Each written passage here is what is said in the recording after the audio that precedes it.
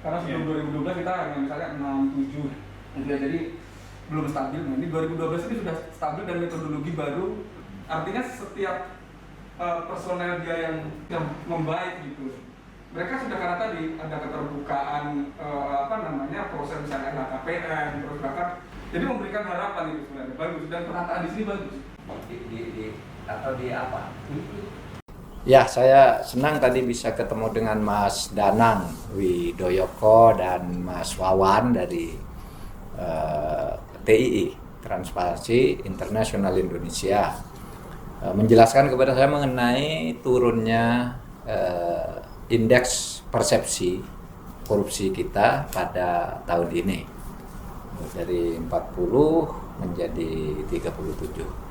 Ya, kita terima itu sebagai fakta, tapi saya mendapat penjelasan juga bahwa itu diolah dari 9 survei yang sebenarnya dibandingkan dengan negara-negara yang relatif sudah maju, tidak dibandingkan dengan Timor Leste, Gambia dan sebagainya lah. Tapi ini sudah yang negara-negara yang punya peluang untuk diminati menjadi tempat investasi, sehingga di situ menjadi salah satu ukuran. Nah, hasil tersebut memang berhenti sampai dengan bulan Oktober tahun 2020, sehingga yang terekam di situ adalah kegaduhan, misalnya penegakan hukum, ada kasus Pinangki, ada kasus Joko Chandra, kemudian ada ribut tentang undang-undang KPK, ada kasus Asabri, ada kasus Jiwasraya, yang itu tertangkap proses terjadinya peristiwa dan proses menyampaikannya ke penegakan hukum. Tetapi survei ini tidak menangkap peristiwa-peristiwa positif yang terjadi di bulan Oktober dan sesudahnya tahun 2020. Apa itu?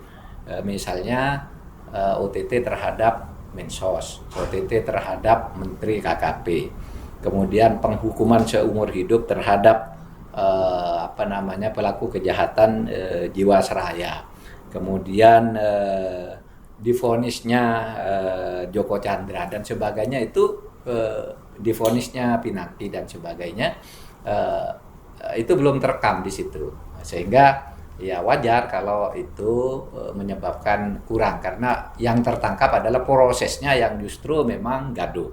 Tetapi tidak apa-apa, kita terima itu sebagai fakta. Mudah-mudahan pada tahun berikutnya itu menjadi lebih baik. Yang menggembirakan juga, tren pemberantasan korupsi di Indonesia itu sejak tahun 2001 itu kalau dirata-ratakan naik 0,97%. Kalau dirata-ratakan tren itu. Bahkan sekarang ini diyakini, misalnya yang kemarin, seumpama peristiwa-peristiwa kemajuan di bulan Oktober itu terekam 1 atau 2 saja yang positif gitu di dalam survei itu, maka tentu akan naiknya di atas 10 sekian gitu.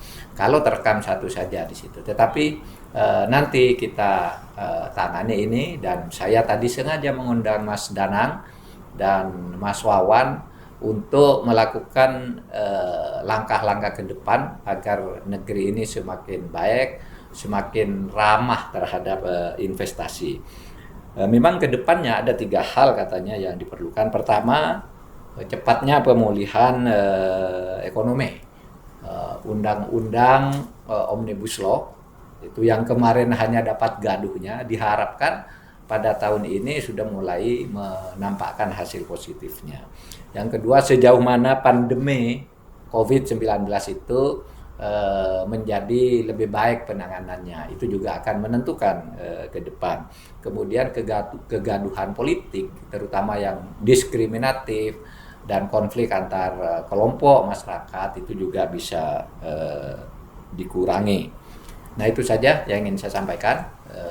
Saya terima kasih kepada TII yang sudah membriefing saya dengan begitu jelas tadi mengenai situasi yang sebenarnya kita hadapi. Ya, Pak Mahfud sangat terbuka, sangat positif ya. Artinya ini menjadi sinyal penting bahwa pemerintah juga sangat terbuka mau mendengar gitu ya. Tentu kami yang harus kerja keras juga nih meresponnya kan. Nanti kira-kira ini kan masih awal ya, baru gambaran umum dari survei itu. Lalu kemudian kebijakan apa yang bisa diambil Pak Menko? Karena ini kan Menko ini kan walau kewenangannya juga terbatas ya, artinya hanya pada di bidang politik, hukum dan keamanan saja gitu. Tidak semua bisnis bukan di sini juga ya. Jadi kami harus menyusun rekomendasi yang lebih operasional yang terkait kemudian dengan kewenangan dan kebijakan yang bisa diambil oleh Menko Polhukam. Itu yang saya kira penting. Dan tadi juga disampaikan nanti akan ada proses dialog terus menerus ya, karena ini kan tadi waktunya juga singkat ya.